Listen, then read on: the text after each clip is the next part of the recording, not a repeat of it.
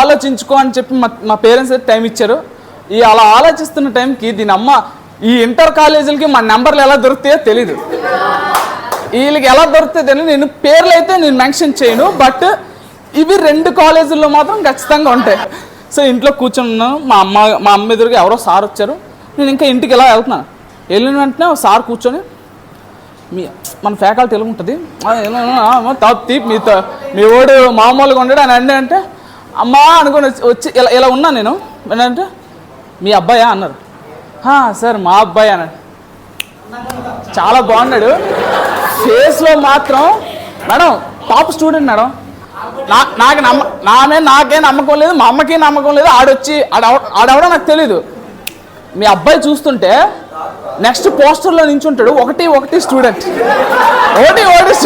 పోస్టర్లో నించుంటాడు మేడం.